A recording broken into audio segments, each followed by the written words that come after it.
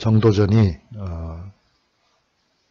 백성을 위한 나라, 백성을 위한 국가를 어떻게든지 만들어야 되겠다라는 생각을 정말 다질 수 있게 되었던 것은 그에게 위기가 왔었기 때문입니다.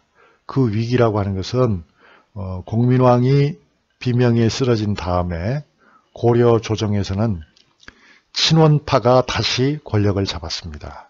원나라는 망하고 있었는데 그 망하고 있는 원나라에 말하자면 빨대를 깊이 꽂은 수구 세력이 있었던 거예요. 그래서 그 사람들과 정도전을 비롯한 새로운 부류의 사람들의 갈등이 시작됩니다. 이 정도전을 비롯한 새로운 부류의 사람들은 넘어지는 원나라와 관계를 개선하려고 노력하기보다는 새로 일어나고 있는 명나라와의 관계를 강화하면서 고려를 거듭나게 할 수 있는 방법을 생각했죠.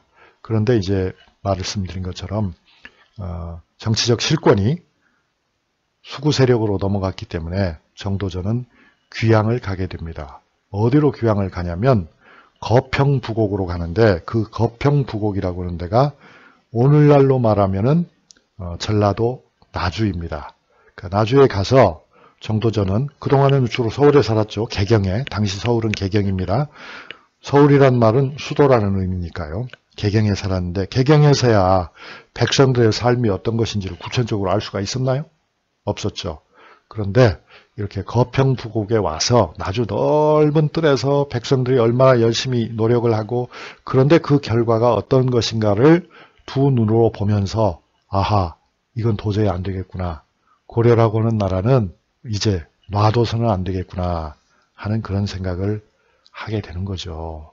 옆에 이제 지금 새로 복원한 정도전의 유배지, 거평부곡에 있는 정도전의 유배지를 한번 보십시오. 아주 초가집이죠. 초가집이고 뭐 지금은 새로 지었으니까 단정해 보입니다만 거기서 이제 고생을 하면서 백성들과 함께 백성들을 위해서 학자로서 내가 무엇을 할 수 있겠는가 하는 고민을 심각하게 했더라. 그 결과는 이제 민본의 유학자가 됐다는 거죠. 민본이란 말 아시잖아요. 민자는 백성민, 본은 근본본. 백성을 정치의 근본으로 삼는 그런 유학자 정도전이 아주 확고하게 자신의 신념을 강화했다. 이게 바로 이제 위기가 바로 기회가 되었던 그런.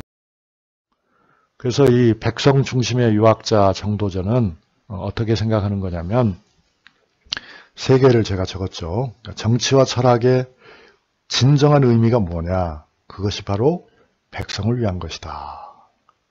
그 다음에 그러면 개혁은 어떻게 할 것이냐 하는 문제가 생기잖아요. 어떻게 할 겁니까?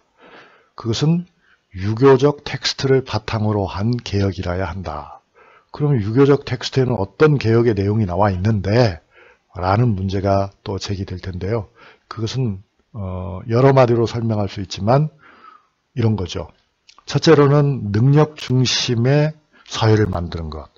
그래서 높은 사람의 아들이 자동적으로 높은 자리에 올라가는 것이 아니고 과거 시험을 통해서 능력이 있는 관리를 뽑아서 또 능력만 있는 것은 아니고 생각이 있는 관리죠. 백성을 위한 정치를 하겠다는 생각이 있는 관리를 뽑아서 그 사람들이 공정한 경쟁을 통해서 높은 자리에 진출할 수 있도록 한다.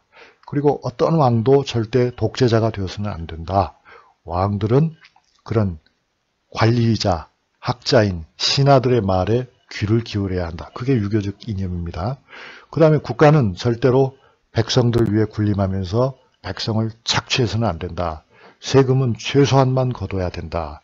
그리고 백성들에게 복지를 구현해야 된다. 또 그 백성들 가운데서 평범한 백성들 가운데서 공부에 취미가 있거나 능력이 있는 사람들은 학교를 마음껏 다닐 수 있도록 제도적 보완을 해야 된다. 그들에게 교과서를 공짜로 줘야 된다. 그들에게 학비를 받아서는 안 된다. 그들에게 장학의 기회를 줘야 된다. 여러분, 이런 내용들이 유교 텍스트 어디에 있냐고요? 그거는 논어, 맹자, 대학, 중형 다 들어있습니다, 여러분. 읽어보셨어요? 잘 모르시겠죠? 그러니까 그게 바로 유교의 본질입니다. 그래서 유교적 이념에 충실한 개혁가가 되기를 정도전은 생각합니다. 그 유교적 이념에 입각한 개혁가라는 결국 한마디로 말하면 뭐예요? 민본 정치죠. 백성이 중심되는 정치를 해야 되고 하고 싶고 할 것이다. 이런 생각을 정도전은 아주 깊게 그리고 뚜렷하게 하게. 그래서 이제 그는 많은 저수를 남겼죠. 그 중에 하나가 조선 경국전이고 경제문감이고 학자진암도 또 그 밖에는 이제 유교적인 것은 아니고요. 그 팔진 36변 도보 이건 군사서적이고 불시잡변 이건 불교를 비판하는 거지만 유교 성리학의 이념에서 출발한 거기 때문에 유교적이라고 볼 수 있죠.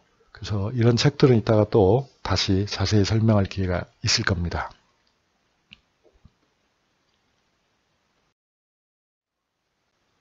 정도전의 그런 여러 저서들은 그의 호가 삼봉이기 때문에 삼봉집이라고 하는 책 안에 수록이 되어 있고요. 이것은 정도전이 살아있을 때 죽기 전부터 출판되기 시작해서 사후에도 계속 수정 증보 출판되었습니다. 그래서 여러 권의 책이 지금 남아 있습니다. 그 정도전의 정치 사상을 가장 잘 보여주는 말이 무엇이냐면 제가 백성 얘기 많이 했잖아요. 이게 한 부분을 발췌한 것인데 어때요 여러분? 제일 많이 등장하는 단어가 무엇입니까? 백성이죠. 대저 백성은 나라의 근본이다. 어쩌고 저쩌고. 그 다음에 모두 백성을 위해 섰다. 어쩌고 저쩌고. 모두 다 백성의 근본을 두었다. 어쩌고 저쩌고. 백성을 근본으로 여겨서다. 어쩌고 저쩌고. 백성을 근본으로 삼다. 그러니까 어때요? 이게 빈말같이 들립니까? 그건 아닐 겁니다. 그러니까 무엇을 하든 정치라고 하는 것은 다 백성을 위한 것이다. 이게 아주 철저하게 정도전의 글에는 나타나 있어요. 그런데 다시 말씀드리지만 그런 것이 정도전뿐만 아니라 정도전을 비롯한 유학자들, 당시 유학자들을 우리는 성리학자라고 부르죠. 성리학자들에게는 기본적인 텍스트가 다 그런 거였다. 그래서 정도전은 심지어 이렇게도 말을 하잖아요. 그러니까 정치라고 하는 것이 얼마나 책임이 중요한가를 설명하는 것인데요. 백성이 만든 음식을 먹는 사람이라면, 그러니까 이게 관리들이죠.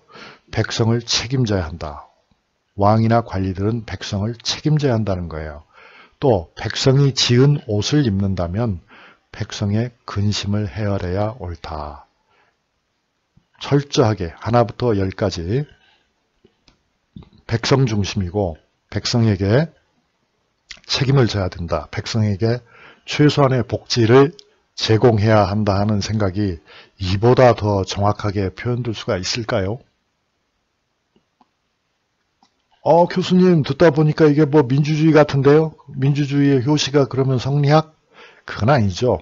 민주주의란 그런 것은 아니죠. 왜 그렇습니까? 민주주의라고 하는 것은 미국의 16대 대통령 에이브럼 링컨이 말한 것처럼 시민이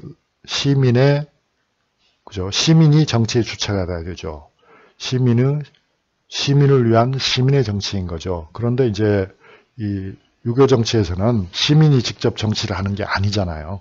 왕이 있고 거기에는 귀족이 있고 거기에는 또 선발된 관리들이 있고 그렇잖아요. 그러니까 그런 점에서 정치의 주체가 백성이 아니었다는 점에서 민주주의는 아닌 거죠.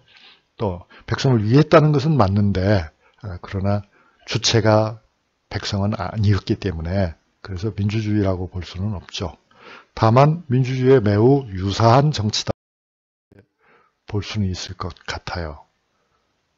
그래서 이제 정도전의 정치 사상은 성리학인데 이것이 백성 중심이라는 건 맞는데 그러면 여러분이 저한테 두 가지 질문을 할 것 같아요. 첫째로는 교수님 그러면 성리학자들은 다 정도전과 같이 생각했습니까? 라고 하나 하고, 그 다음에 두 번째, 아까부터 계속 성리학 하는데 성리학하고 유교는 무슨 관계예요? 이런 질문을 할 것 같아요. 간단하게 대답하겠습니다. 그러니까 일반 성리학자들도 원론적으로는 정도전과 같은 생각을 했어요. 다만 차이가 있어요. 차이가 있으니까 제가 여기 등호에서 쫙 그었잖아요. 어떤 차이가 있냐면 일반 성리학자들은 책에 나오는 건 다 알고 이해하고 다 좋다고 생각하지만 우리 현실과는 거리가 멀다. 그러니까 정도전도 너무 빨리 나가면 안 돼. 이렇게 생각하는 거죠. 그래서 그들 가운데 일부는 정도전과 같은 생각을 했지만 상당수는 아까 정도전의 스승인 목은이색이나 정도전의 절친이었던 포은 정몽주 같은 사람은 야 그거는 책에 나오는 얘기고 우리 현실은 다르잖아. 제발 꿈 깨. 이렇게 생각을 하고 있었다는 거죠. 그 다음에 이제 두 번째로 성리학과 유교 관계는 뭐냐면 교회를 가지고 설명하면 여러분이 잘 이해할 것 같아요. 다 기독교라고 말하지만 그 기독교 안에도 감리교도 있고 뭐 장로교도 있고 뭐 여러 개가 있잖아요. 그렇듯이 유교라고 하는 것은 일종의 기독교처럼 일반적인 명사이고 그것을 뭐 고증학이라든가 뭐 실학이라든가 성리학이라든가 훈고학이라든가 이런 것들은 무슨 감리교니 장로교니 뭐 성결교니 이렇게 부르는 것과 비슷한 일종의 유파들이다. 그런데 교수님, 성리학자들 말고 조선시대에 다른 학자들도 있었나요? 그런 질문을 또 여러분이 영리하니까 나한테 할 것 같아요. 있긴 있었죠. 일부 양명학자들도 있었지만 그런데 이제 유교 역사에서 보면 대체로 어느 한 시기에는 한 파가 지배적이었다. 그래서 그 파 외에 다른 학파가 거의 없었다고 하는 것이 이제 유학사에는 유교 역사에서는 좀 특징적이다. 특히 한국은 그것이 심했어요. 중국하고 달리. 그래서 조선시대는 대체로 거의 모든 유학자가 성리학자였다. 그렇게 보시면 되고 고려 말에는 이제 유학자의 대다수가 성리학자로 변하는 과정이었다. 이해가 되시나요?